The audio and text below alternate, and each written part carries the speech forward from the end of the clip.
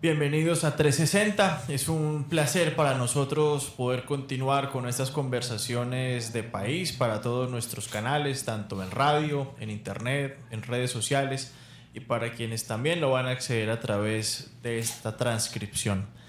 Tenemos un compromiso grande con la nación de cara a los comicios electorales del próximo año y hoy nos acompaña alguien muy especial con quien he tenido la oportunidad de compartir en su paso por el DANE, luego como concejal de Bogotá, como candidato a la alcaldía de Bogotá y ahora como precandidato presidencial. Juan Daniel Oviedo, bienvenido, ¿cómo has estado? Bueno, no, muy contento de estar aquí en la ciudad de Medellín desde el día de ayer y muy contento de estar aquí en 360 recordando los viejos tiempos del DANE y qué bueno ahora cómo cambia la vida hablar de otras cosas y hablar de política. Oye, Juan Daniel, la primera pregunta es, usted entró al sector público teniendo una imagen del país, una idea de país, y seguramente muchas propuestas, muchas soluciones. En este trasegar por distintas etapas, ¿cómo le ha cambiado esa visión del país y sobre todo qué es lo que más lo ha impactado como concejal, como candidato a la alcaldía de Bogotá, como director del ANE, que usted diga, nunca me imaginé ver esto y esto pasa en Colombia?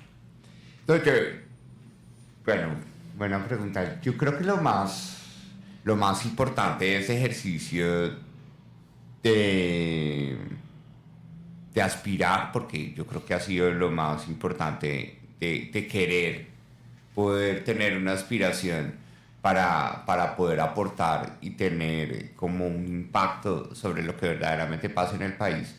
Me ha dado puedo decir una alegría y es encontrar la coherencia entre lo que yo conocí de Colombia de niño, ¿sí? Particularmente de niño, después la que conocí en el DANE y la que estoy volviendo como a repasar en este ejercicio, ¿sí? Y es entender que somos un país supremamente fragmentado, ¿sí? Unos mundos muy distintos y la desconexión física nos cuesta muchísimo a la hora de pensar en la cohesión social, por ejemplo, ¿sí?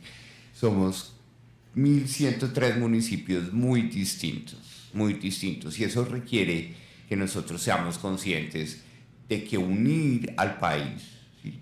No es un tema de salir cogidos de las manos o abrazándonos, no, tenemos que conectarnos, ¿sí? Porque hay tantas oportunidades que podemos estar desaprovechando simplemente por no verlas. Yo creo que eso es lo más costoso para el futuro del desarrollo de Colombia. Entonces, encontrar como esa coherencia de los sentimientos de la infancia, pero verlos en los datos y ahora nuevamente con una mirada más clara y mucho más madura, ver que unir no es un tema romántico, sino es un tema fuerte, porque Propósito, requiere vías, claro. ¿sí? Requiere interconexión eléctrica, requiere gas, ¿sí? Requiere una apuesta productiva del país para sacar la plata, porque unirnos, pues es muy fácil decir que nos abracemos espiritualmente, pero nadie se va a poner en ese propósito, mientras que hacer la tarea de unir al país para sacarlo adelante, pues es algo que requiere recursos, y los recursos hay que buscarlos, hay que administrarlos y hay que saber distribuirlos. Juan Daniel, los números lastimosamente no han sido el fuerte de algunos presidentes y es un gran, fuerte y reconocido pues, componente suyo. ¿Qué dicen los números de Colombia y cómo van a jugar los números en su eventual presidencia para detectar, para trabajar, para ejecutar distintos proyectos que hoy puede que pasen desapercibidos del discurso común político, pero que usted tenga la certeza que los números le están diciendo ahí hay que poner la atención? Bueno, lo primero es que los números simplemente confirman que Colombia es el Renaultcito 4, ¿sí? Que tal vez en algún momento fue el carro que tuvo todo el mundo, ¿sí? Y es un carro aguantador, ¿sí? Que si se maneja mal, se cuelga en subida, ¿sí? Y también si se maneja mal, se acelera y se vuelca en bajada, ¿sí?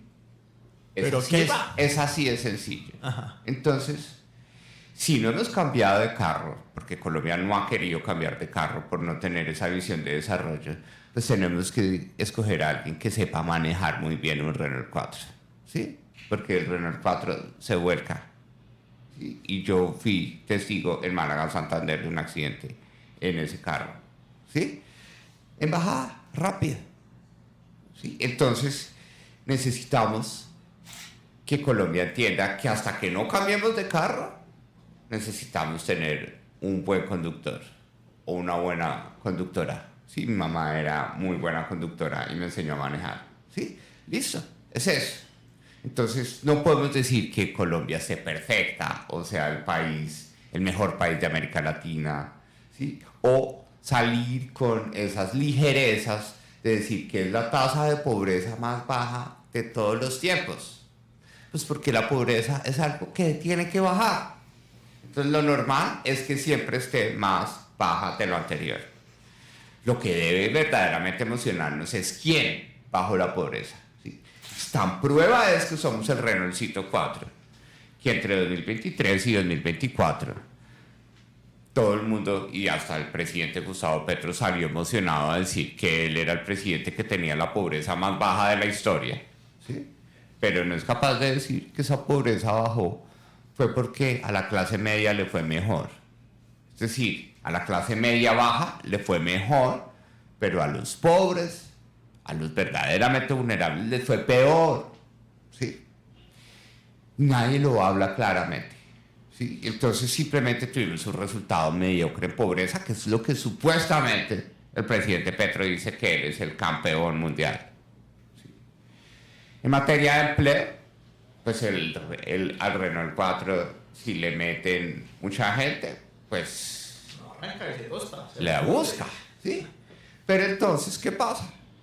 El empleo que está creciendo en los últimos meses, 7 meses exactamente llevamos, con un patrón muy peligroso, y es que solo crece el empleo informal, y ese empleo informal crece, tristemente, por algo de lo que tampoco nadie quiere hablar, ¿sí? Y es que las mangueras que conectan la plata de los delincuentes con la economía legal están completamente abiertas, ¿sí?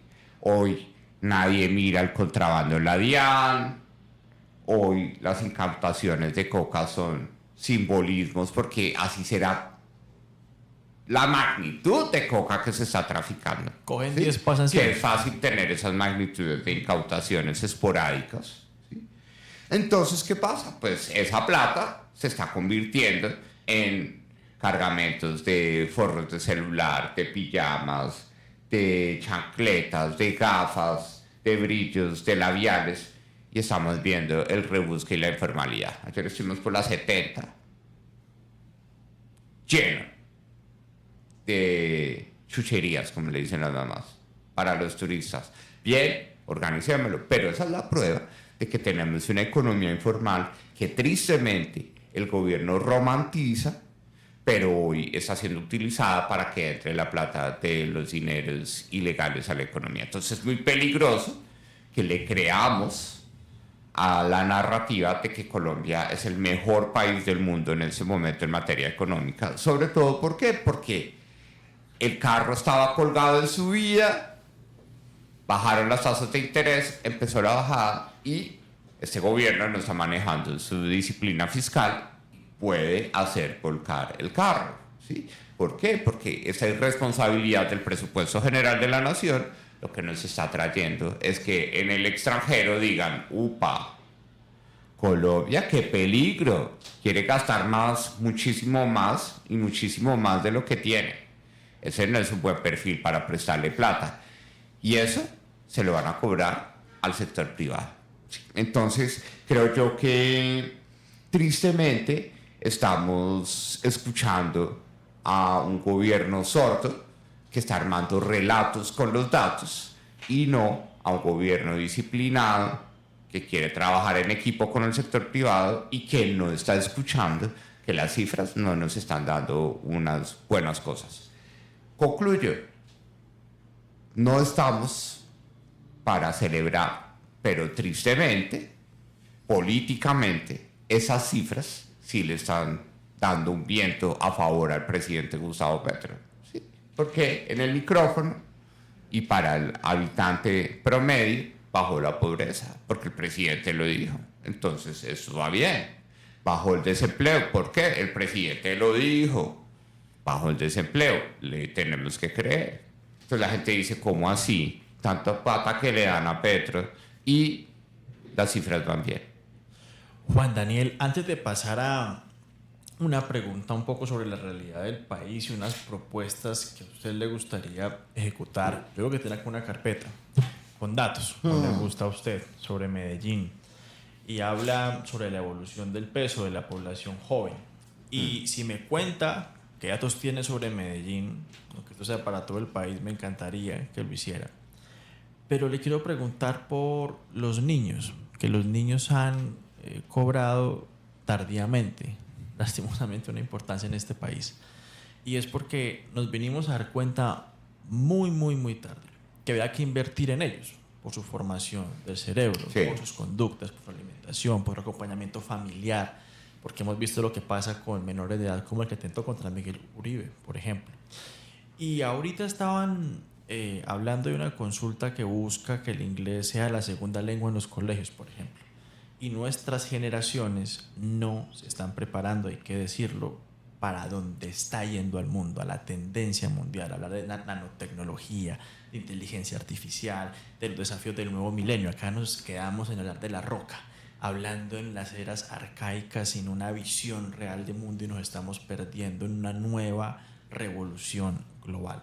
¿Usted qué va a hacer por los niños? Usted que conoce los datos de los niños, que le ha tocado ver la diferencia tácita de que un niño nazca en Uribia, o nazca en La Cabrera en Bogotá, o nazca en Agua Blanca en Cali, o nazca en Belalcázar, Caldas, que de ahí empiezan unas inequidades tan fuertes. Chévere. Mira, lo primero es que nos suene a promesa de politiquero, pero es certificarle a cada papá y a cada mamá que nos está escuchando en este momento que vamos a cerrar, al menos en esos 4 años, la brecha de aprendizaje que tuvieron todos los niños y las niñas en la pandemia.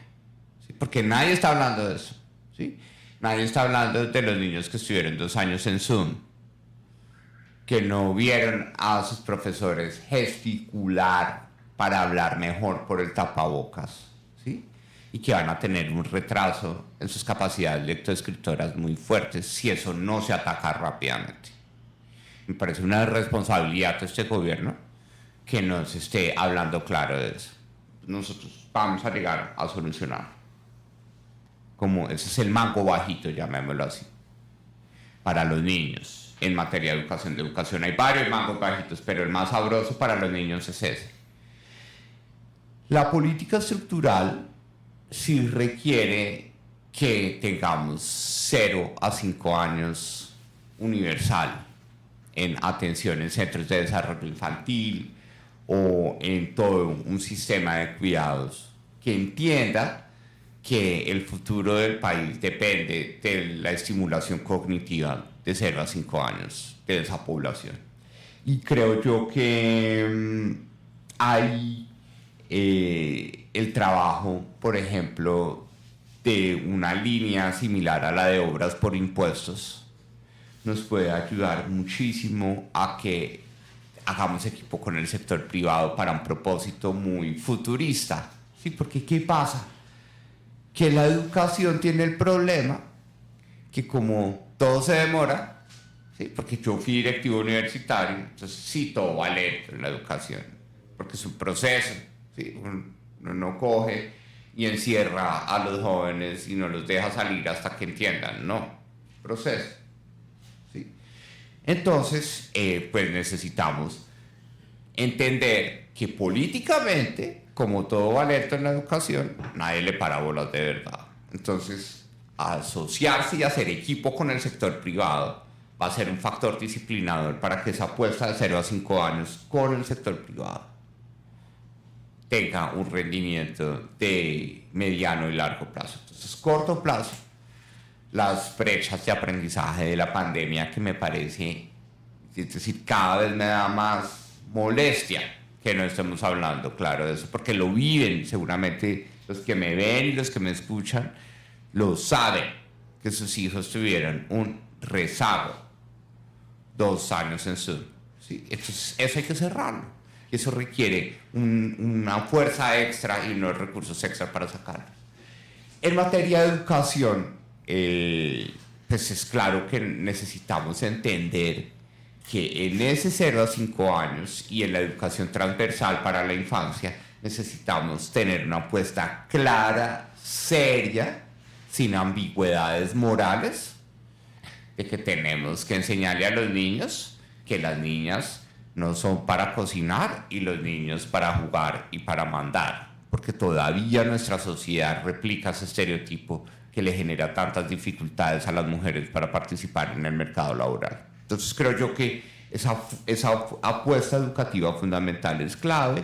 Y finalmente, lo hablábamos con una gestora de salud mental en Nuevo Jerusalén, en la parte alta, ayer, es cómo vamos a entender que el deporte y la cultura sí o sí le apuestan a mejorar el bienestar en materia de salud mental de la niñez y la juventud. Pero nada de solo el parquecito bonito, no. Es un parque con actividades, con tutores, con supervisión, ¿sí? Con llegada del Estado, para que los niños y los jóvenes entiendan que todas estas distracciones, sobre todo en materia de consumo de sustancias psicoactivas que están llegando tan temprano en Colombia, y que hay que hablar claro de eso, pues además de que vamos a tener una seguridad y una fuerza pública contundente para nunca permitir esa exposición al consumo de sustancias psicoactivas de la población menor de edad, pues se entienda que también en los parques los niños van a encontrar otra visión del Estado para que cuando tengan esos problemas, pues los puedan asumir y salir adelante. Juan Daniel, vamos al segmento final de esta entrevista que muy amablemente nos ha concedido. Y hubo un grupo poblacional que venía votando por una opción distinta. En teoría, el establecimiento en los últimos 13 años. Y esas personas, por alguna u otra razón, no la estaban pasando bien. No mejoraban a pesar del avance que tuvo Colombia en su nivel de pobreza extrema o de pobreza, o llegaban a la clase media y les costaba mucho consolidarse ahí. Afectados por la inseguridad, afectados por la tasa de informalidad que usted bien la conoce, que se nos volvió perpetua, y escucharon un discurso de cambio y vieron una pareja de candidatos, una persona afro del Cauca, una persona de izquierda con un pasado subversivo, y dijeron, probemos por acá, genuinamente, de manera tranquila. Y hoy seguramente puede que esas personas estén peor que hace 4 años, sobre todo en materia de seguridad. Ahí están las cifras. ¿Usted qué va a hacer por esas personas que dentro de 8 o 9 meses que vayan a las urnas a elegir presidente, pues pueden sentir cierta desconfianza y frustración? ¿Qué les dice a ellos? La desconfianza es tremenda y se siente en la calle, ¿sí? Nuestra tarea de recolección de firmas, que ya lleva con Bello, ayer ya lleva 21 ciudades y más de 4.500 kilómetros recorridos en flota, me permiten decirlo claro. La recogida de la firma está haciendo una tarea, porque la gente hace a veces una cara de fastidio, como decir, oiga, ¿sí?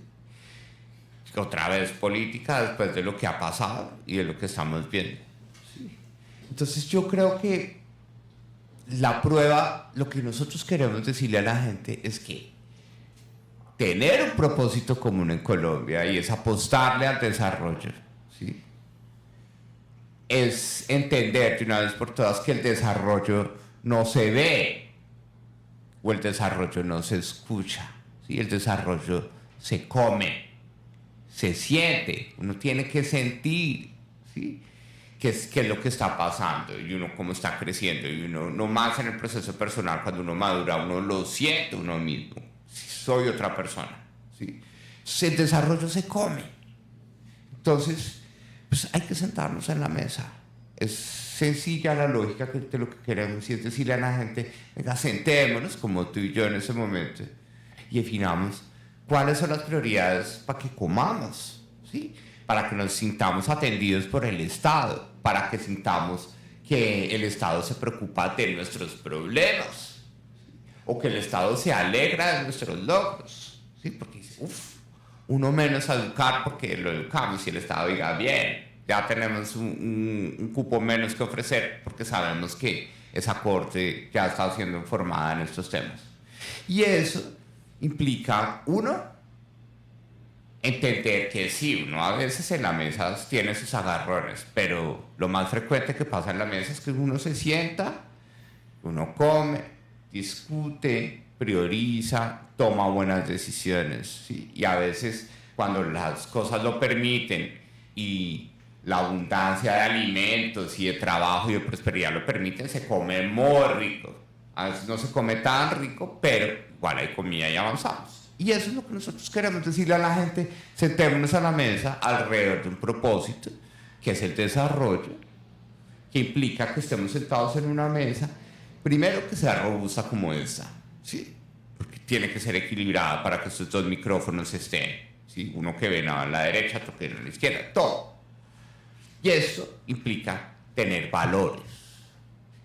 Y aquí, para que no tengamos regueros y no tengamos problemas, tiene que haber disciplina, ¿sí? La mesa tiene que ayudarnos a hacer equipo y tiene que permitirnos escucharnos como lo estamos haciendo en este momento. Entonces, aquí están los valores. Y en las patas, pues naturalmente, lo hemos hablado desde el comienzo, la seguridad. Todo el mundo dice, ¿qué es lo primero que usted espera del Estado? La seguridad, ¿sí? Hasta una señora ayer en Nueva Jerusalén le dijimos, si usted estuviera hablando con el presidente en este momento, ¿usted qué le pediría? Ay, que por favor no le estén echando marihuana a los niños así en la calle, porque eso los vuelve delincuentes, ¿sí? Seguridad, pero una seguridad que tenga un propósito claro, y es que permita equilibrar esta visión de desarrollo, que esté acompañada de una infraestructura y una conectividad, lo que decíamos al comienzo de esta conversación, que nos conecte, ¿sí? Una seguridad inteligente que también se conecte con la tecnología, ¿sí? Una tercera pata, y es que tengamos un Estado que sirva. Acá no se trata de que sea grande o que sea pequeño, que sirva, ¿sí? Que sea honesto, que no sea corrupto, que convierta cada peso en progreso. Y la otra es que entendamos que este es un país en el que a la gente le gusta trabajar. No ha habido ningún aporte de la literatura académica, sociológica o demográfica que diga que Colombia es un país perezoso. Jamás, ¿sí? Es un país de gente que quiere hacer la tarea. Entonces, que hacer la tarea implique que sintamos que es posible tener salud, que es posible tener pensión, que si una señora se quema haciendo empanadas, sepa que alguien la va a indemnizar en riesgos laborales. Y que eso lo podamos tener para sacar adelante Colombia. Y yo creo que eso cueste todo tanto, que es que todo nos cuesta mucho: la casa, el carro, estudiar, la salud. Juan Daniel, las dos últimas preguntas. Creo que hay un sentimiento general de que el próximo presidente no puede llegar a improvisar, no puede llegar a tener un año, 2 años de aprendizaje, de acomodar el escritorio, ver por dónde entra el viento y el país andando. No. ¿Cuál es su promesa con el país cuando se siente en el escritorio, en el despacho presidencial, para empezar a hacer que las cosas pues cambien y sucedan? Bueno, lo primero es entender que como candidato estoy metido de lleno en esto, ¿sí? Y eso significa que este proceso de recolección de firmas para mí está siendo un curso intensivo de realidades de Colombia. No tanto para aprender, sino para lo que decía al comienzo, muy al comienzo de esta entrevista, es para tener claro que con las cifras podemos tener unos criterios muy potentes para tomar decisiones responsables, factibles y urgentes. Sí, porque tú tienes toda la razón. Acá no vamos a llegar a pensar. Entonces, ¿qué significa eso? Que dentro de nuestra visión, estos 3 valores de la mesa, ¿sí?, no van a llegar a pedirlos, sino que la gente ya va a saber el 7 de agosto de 2026 que con Oviedo, que con Toda por Colombia, es con disciplina, es haciendo buen equipo y no defraudando a la gente con los equipos que uno arma, sí, porque chévere que no me hayas preguntado de alianzas y que con qué me voy a aliar, que no sé qué, pero hay que hacer equipo porque totalmente hay que ganar Colombia y hay que ganar la presidencia. Y ojalá con los mejores, Juan Daniel, es que ¿Perdón? con los mejores, con los mejores perfiles. Y tercero, que podamos demostrar que incluso yo, que soy un poco sordo porque tengo un problema de discapacidad auditiva, podemos tener un gobierno que escucha, hombre, ¿sí? Yo creo que esos 3 valores que se pueden convertir en actitudes que ya la gente va a haber visto, porque nos vamos a encargar de demostrarle a la gente de que todo lo que estamos haciendo en este proceso es la proyección de esos 3 valores. La gente va a decir, bueno, como el man sabe, y el man está juicioso, ¿sí? Y el man se va a poner las pilas, y le vamos a creer, como le creíamos en el DANE. Bien, yo creo que puede ser un buen comienzo para que Colombia tome buenas decisiones, nuevamente responsables, factibles y urgentes, como las debemos tomar, con algo muy importante, y con eso concluyo, gobernando con lo que hay. ¿Sí? Con lo que van a entregar. Es muy fácil llegar a gobernar y decir, no, es que mejor yo quiero más plata para poder hacer mi visión más grande. Entonces, reforma tributaria. No, con lo que hay.